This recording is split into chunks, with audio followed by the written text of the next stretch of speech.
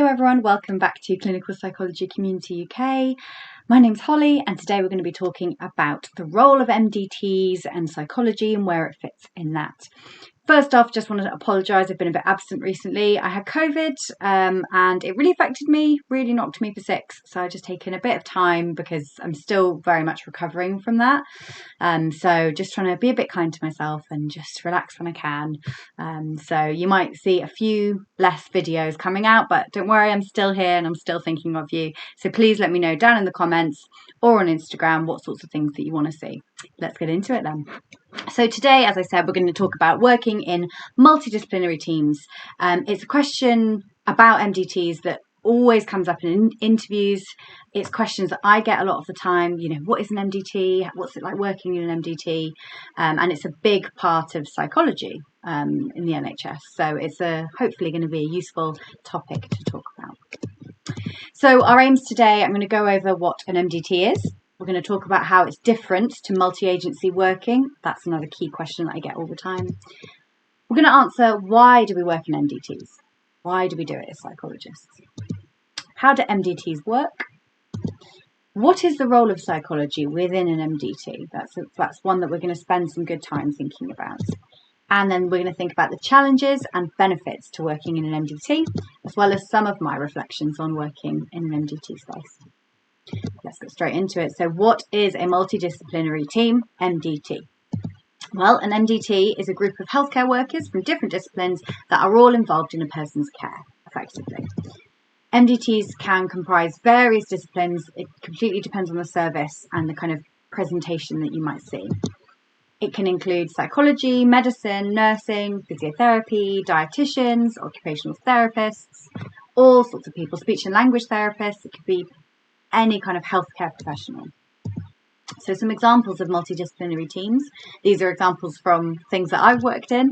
So in weight management, we had a doctor, a consultant endocrinologist, so a consultant looking at kind of hormones and diabetes really was their role. So medicine, psychology, we had a clinical psychologist, two clinical psychologists and a counselling psychologist.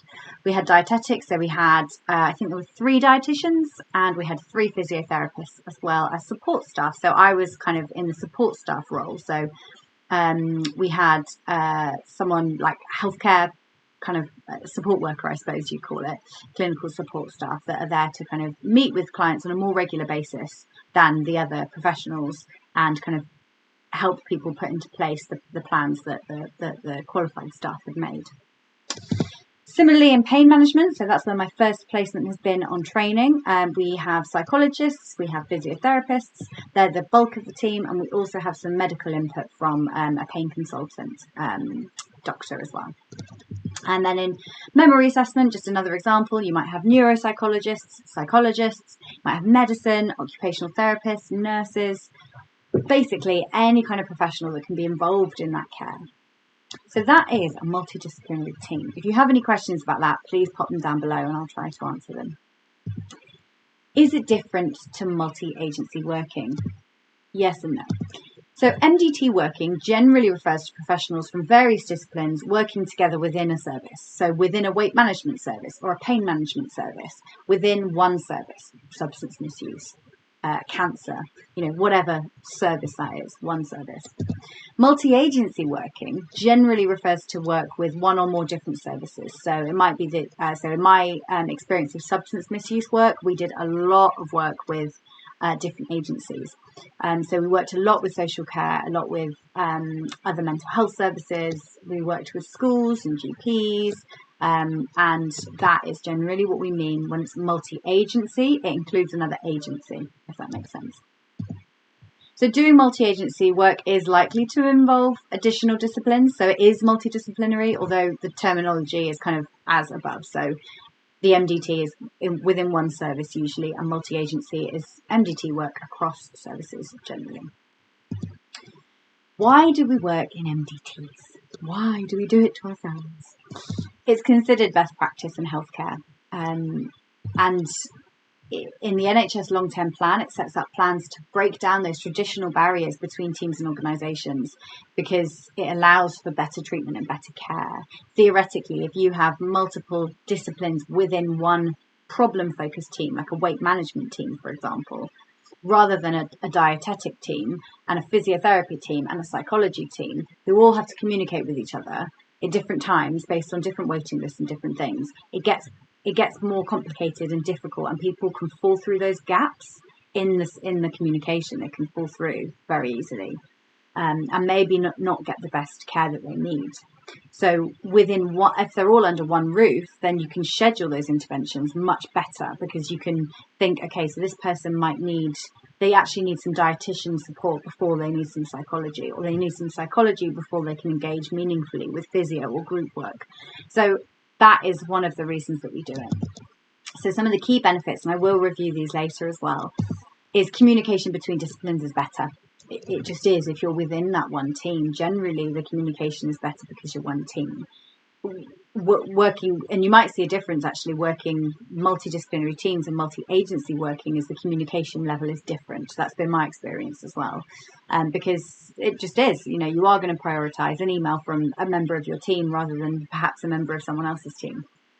So communication does tend to be better between the disciplines when you're in an MDT. It facilitates an holistic approach to person-centered care. So what I mean by that, and I know that's a lot of like NHS buzzwords, and they love that. In interviews, it's always good stuff to say to show that you understand an MDT, but let's break it down a bit. So it facilitates an holistic approach to person-centered care. So a holistic approach, what we're thinking about is looking at loads of different areas of someone's experience.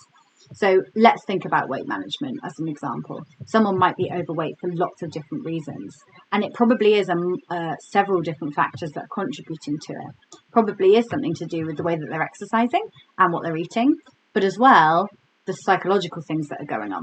So it's no good actually really just to make someone do a bit more exercise if they're overweight, because if they are long-term overweight, it's probably got some other things involved. So the exercise alone might not do it.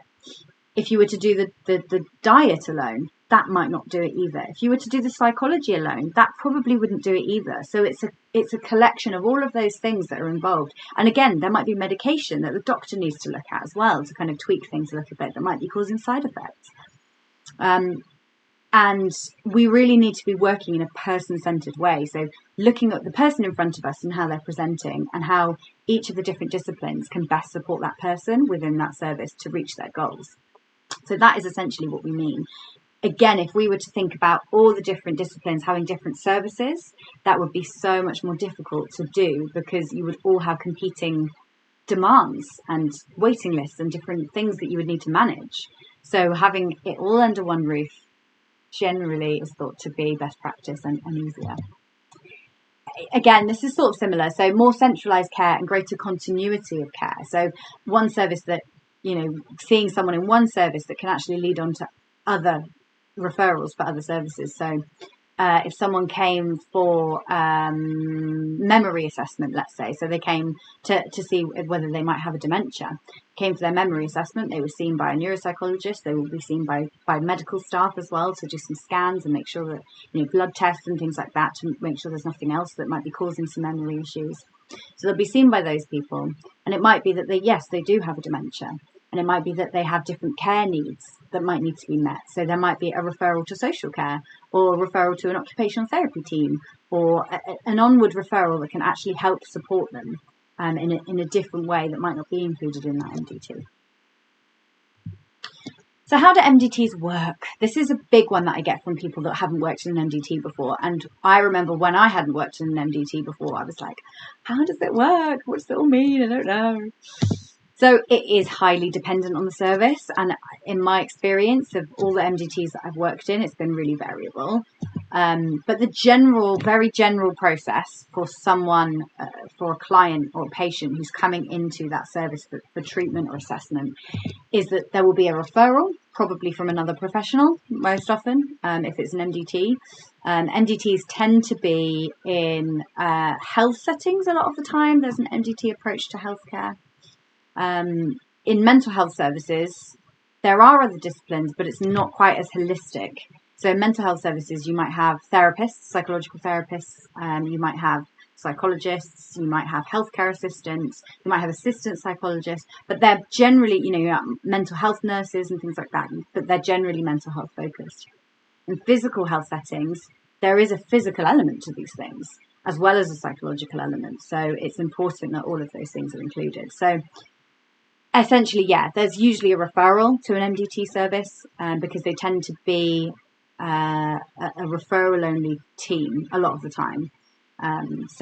Tends to be some sort of referral.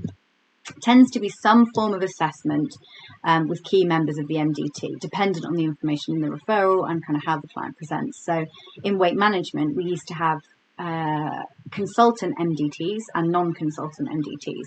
So if the referral came through and it was very much that they had poorly controlled diabetes or anything like that, or any other significant complexities with their physical health, it would be booked in for a consultant MDT because they can kind of review some of that stuff.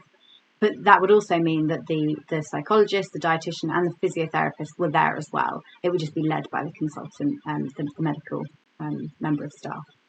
If they were it was more about lifestyle and they perhaps didn't have loads of physical complexities, or it mentioned something about perhaps depression or anxiety or an injury that they might have had, then it generally would have been non-consultant MDT. So some services, it can be completely dependent on the client's presentation as to which members of the team that they see.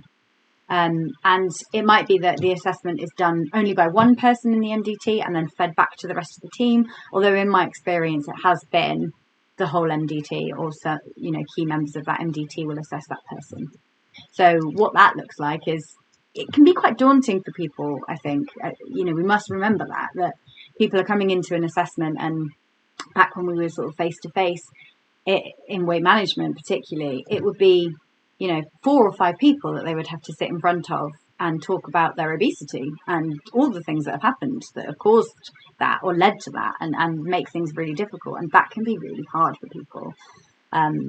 So it's kind of a good role that, it's good that psychology is there actually, because we can help support that and also support staff in managing that. That's what it tends to look like. And at the moment with COVID, we are also doing, online ones, which can be a little bit less daunting, even though it's still quite a few faces on the screen. A lot of the time, it can be a bit less daunting.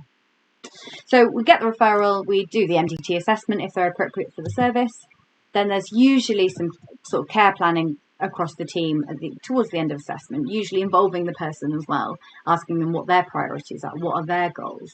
So if someone came into weight management and they said, my goal is to do more exercise and get my diet sorted, it might be that those are the things that they start doing first. And it might be that a psychology assessment could be booked later if there's any indications of that. Or it might be that someone presents with significant risk.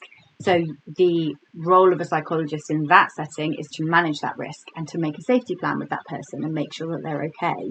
And that they, that you've done everything you can to support that person in that moment.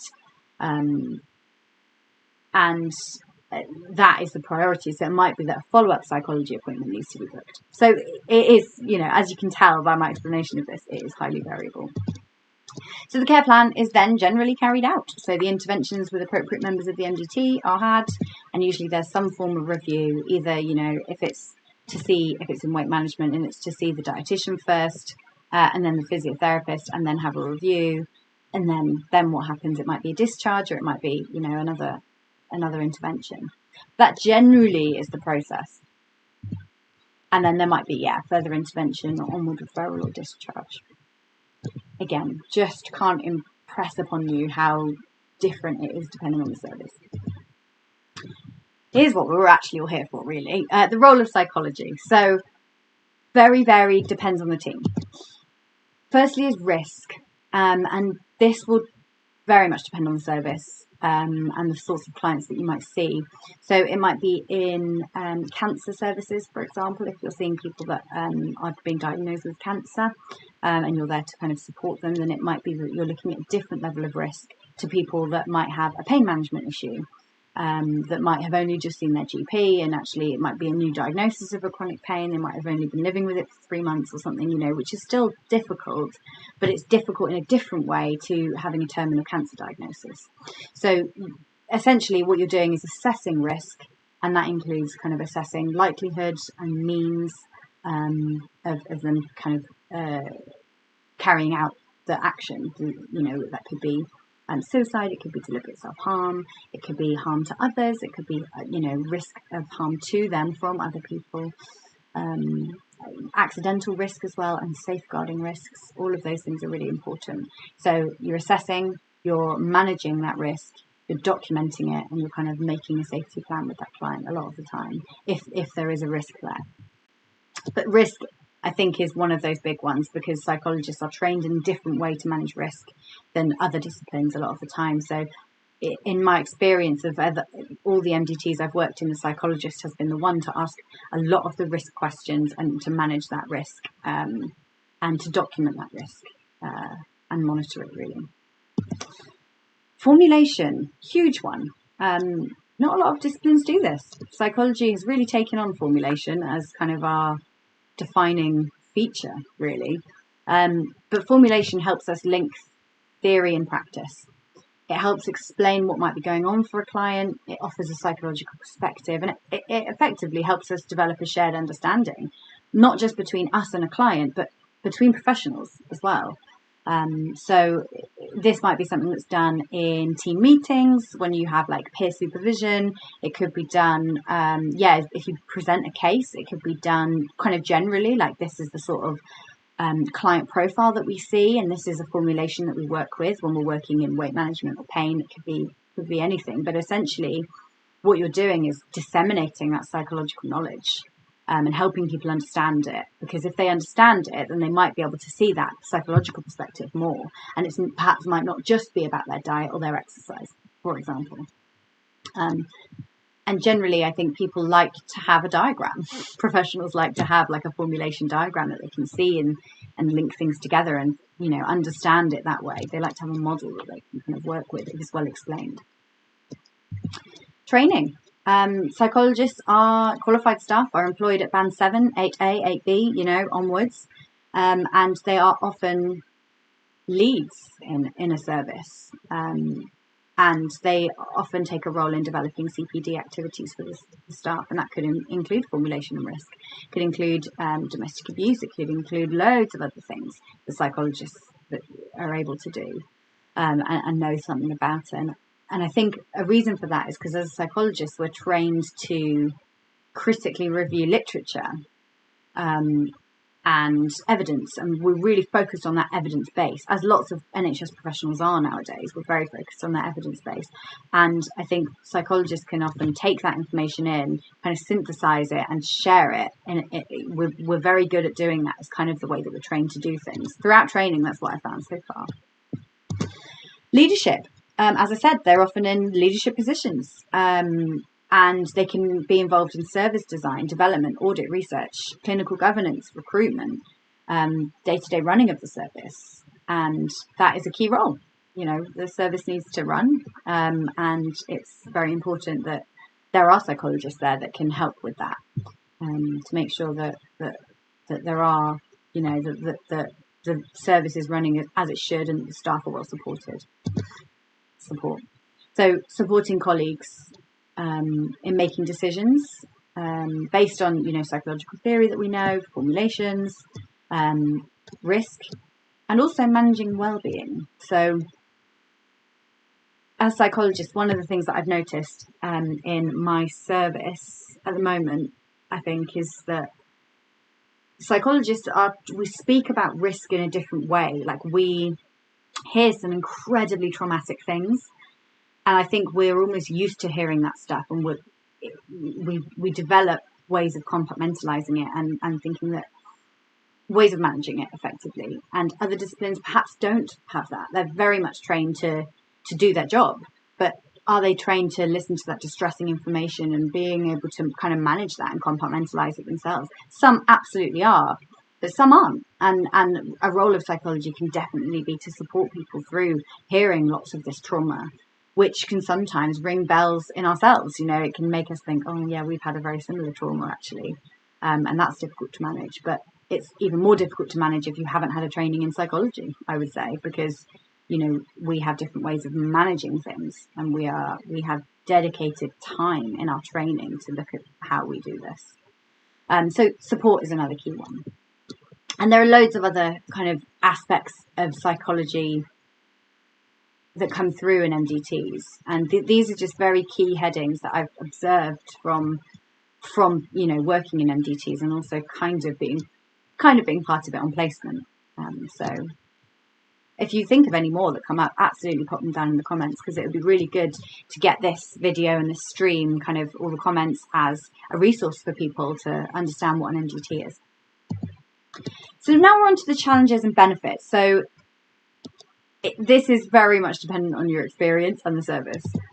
Challenges for me so far that I've seen and experienced, different disciplines have different pressures and wait lists. So depending on staffing levels, it might be that, if there's only one psychologist in the service, there could be a much longer wait for psychology input than if there were 5 dietitians in the service, and you might be able to be seen straight away. And sometimes it's difficult to, we don't necessarily know what the other disciplines' waiting times are. Sometimes we do, sometimes we don't. And sometimes we don't know if someone's been off sick for a while. Sometimes we do, sometimes we don't. So there are just differences in the disciplines, and sometimes the way that they're managed differently because they have different leads managing things differently. So there are some differences there, just to consider. Differences of opinion. This has been a thing. I can't deny that this is a thing, but also I don't mean this to be scary. Like, I think it's important that we do have differences of opinion. It's the discussion that yields the best results a lot of the time when there are differences of opinion.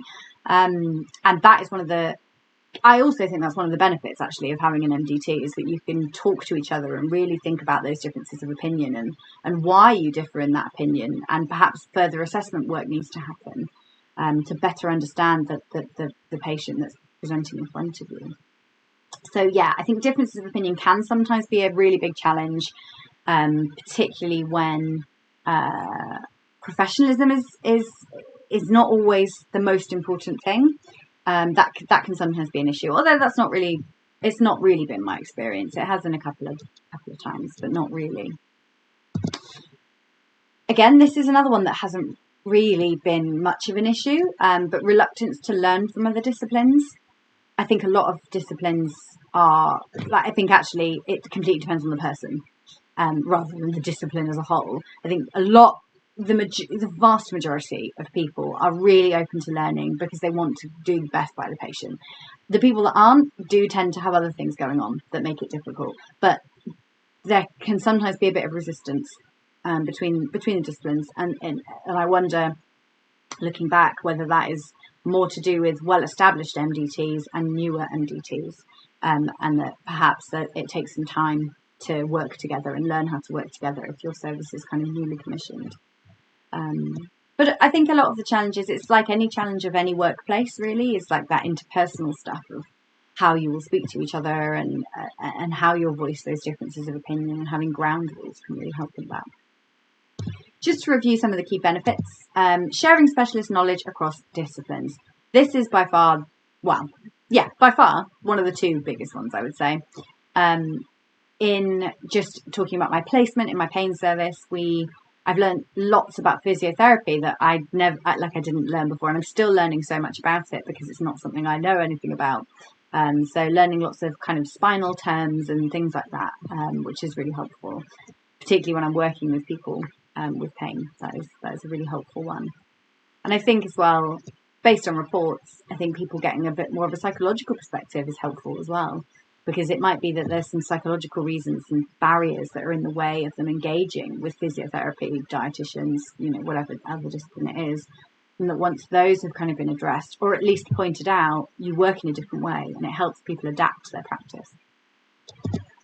More holistic approach to healthcare, more people involved, fewer, appointments for the patient. It's more cost effective. They just get to go to one place for their appointment for their problem, rather than 5 different places for different aspects of that problem. And it allows for a more person-centered approach, because you have all these professionals that have all their specialist knowledge, and you're bringing them together based on also what the person says. And so if you can think of it like an equation, so if X is the professionals and all the things that they bring, and Y, can't do a Y, Y is what the person brings, X plus Y equals Z, could be A, could be B. It depends completely on what the person brings, as well as the different things that the people are bringing, the professionals are bringing. So every person will have a different equation because every person is different. So that I think is a really, those are the top 3 benefits for me for working in MDTs. Some of my reflections, I've kind of already given you some throughout the time, but generally positive. I think where there have been well-functioning MDTs, which is, 90% of the case, by the way, when there's been really good functioning MDTs, there's a real culture within the team of sharing knowledge, CPD, continuous professional development, bettering ourselves and bettering our practice to give the best care to our patients. So generally it's been really positive, and I really value the things that I've learned from all of the different disciplines that I've worked in, and I think I understand each problem differently based on that MDT work. So weight management, I learned so much more about diet and healthy exercise and psychology around people that might be overweight. And all of that knowledge really complemented each other when I was working with people. Same with substance misuse, they're very different things that I've learned, and pain. It generally has been really positive. So there has been a change from working in a psychology mental health team to an MDT physical health team. So in my assistant role before training, I was working in a primary care mental health service. And we had therapists, mental health nurses and psychologists, so very focused on the mental health. And yes, it kind of was multidisciplinary because you had different disciplines. It was, everyone had a kind of shared understanding of, all the different psychological terms. All the different psychological terms like ACT, CFT, CBT, psychoeducation, depression, anxiety, measures like the PHQ-9 and the GAD, like people just had that understanding of what those things were. Whereas in pain services, that isn't always the case. Just like I don't know physiotherapy terms, they might not know psychology terms. So it's that sharing of that knowledge. And I think seeing psychology in an MDT, it's learning all the additional roles of psychology. It's not just clinical, it's not just working with clients, which is a lot of the reason that we go into psychology, but it's not just that. It's, supervision, supervising people, recruiting people, developing the service, doing audits, doing research and development. It's all of those other things, and supporting colleagues. I think that's been a huge one throughout COVID, particularly throughout COVID. I think it's always been a thing, but I think it's particularly strengthened in terms of staff wellbeing. Definite step up as a trainee, in the sense that in the MDT I'm asked for my opinion, whereas previously I wasn't. Despite having exactly the same level of qualifications, my undergrad and my master's still haven't got any other qualifications, but it's a definite step up. But you're also very contained as a trainee because you don't have that responsibility. At the end of the day, you don't have clinical responsibility, whereas your supervisor does, and you are contained within that. So yeah, there's a definite step up, and you're asked for your opinion, which is daunting, but also quite rewarding at the same time. And as I said, not all staff are kind of aware of psychological terms or concepts, so that is a definite difference for me. Here are some of the references for things that I've kind of spoken a little bit about and things that might be useful. I will put them down in the description below. Thank you so much for watching. I hope it's been helpful. I sincerely hope that you got everything that you wanted to get out of it. And I really hope that anything that I haven't covered, pop down in the comments below and I will try and address it as soon as I can. Please let me know if there's any other stuff that you want me to cover. I'm very, very open to any suggestions. So keep them coming. Thanks everyone. Take care. Bye.